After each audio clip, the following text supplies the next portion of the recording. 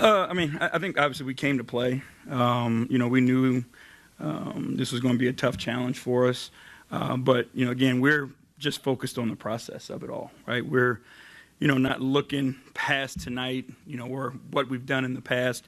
The only thing that we're focusing on is every single night trying to be the best versions of ourselves. And tonight, I think we're pretty close. Even when Boston started to get hot from three, which is the name of their game, really in the second, how did you see your guys kind of contain their composure to keep them off balance really that entire second half? Well, we went back again at halftime and saw how they were creating them. And most of the threes that they were getting were off mistakes that we made, whether it was in a coverage where you ended up with two guys on the ball and one of their guys was open, or early in transition. So we knew that they were things that we could fix. So, again, showed the film, had the discussion, corrected it, and the guys were able to go out and execute it. Coach, before the game, I actually did raise that since the last time you guys played the Celtics, one of the things you mentioned was defense. What did you think of this defense? I think we were outstanding. To set the tone the way we did to start the game, to hold them to 20 points in the first quarter meant we came out, with a point to prove. And I thought we were excellent in that first quarter. And then again, to hold them to 18 points in the fourth quarter, shows your ability to want to close it out. The execution of it, the attention to detail. We had multiple plays where, everybody was a part of it. Everybody was making extra efforts. I thought we did a really good job of finishing possessions. They typically do a really good job on the offensive glass.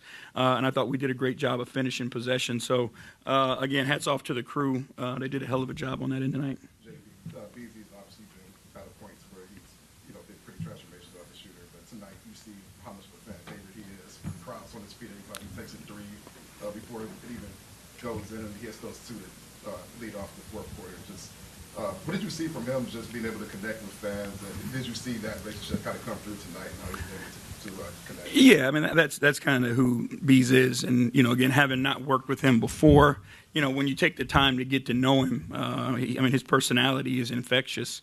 And I feel like, here he's got the ability to come show, who he is. I told him today that he's ruining a whole generation of basketball players because now everybody makes a three. They want to do the damn shimmy instead of get back on defense. My son included. But I just, again, he just has that type of personality that's engaging, that you want to root for.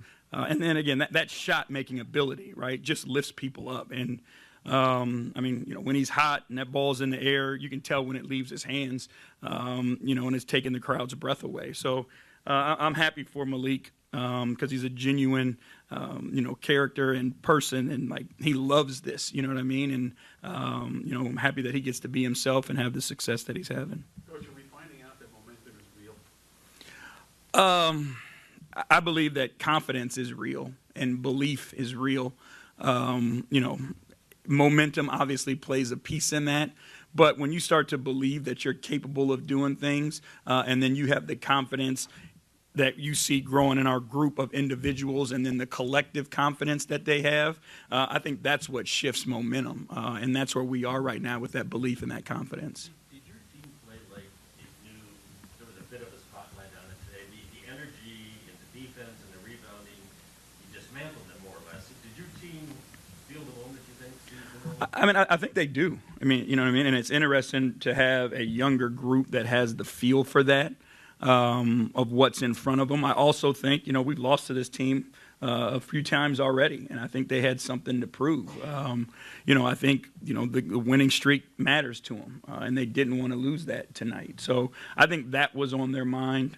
Whether it's a spotlight on the outside, I don't know as much. I think their thing is, we got to take care of business because it matters to us. Jamie, 29 points off the fast break tonight. Even coming into tonight, you guys were second in the association at that. How much of that do you have to encourage as part of the game, or how much of it is coming naturally? It's something we talk about a lot, and even in game, I want guys to keep pushing, keep running, and I'm trying to, wave them on a little bit, because especially like in the fourth quarter, things start to slow down. But I feel like our fast break is our advantage. So I want us to play as quickly as we can. I don't want us to be hurried or rushed. But I just feel like one of our advantages is teams have a hard time keeping up with us in transition. And then even like getting to a second and third action more quickly. Now people are shifting, and it just makes your offense that more efficient. You talk about the Beasley shot making, lifting people up. That defensive sequence that Asar had to end the first quarter, is that, I mean, that seemed to really get the problem. I imagine that that's the same jolt for your team. Yeah, I mean, again, it's like he has the ability to do amazing things. There was possessions where, he guarded Tatum, and then he guarded somebody else, and then he went back to Tatum, and then he got a steal. He just has a will about him. And like I said, great basketball instincts to be able to carry those things out.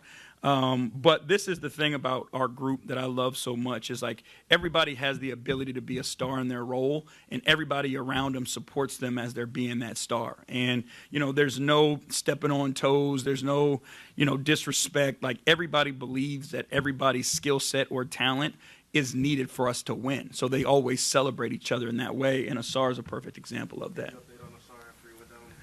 He was cramping, so obviously we'll let him rest, see what happens tomorrow. But that was it. I appreciate y'all. Thank you.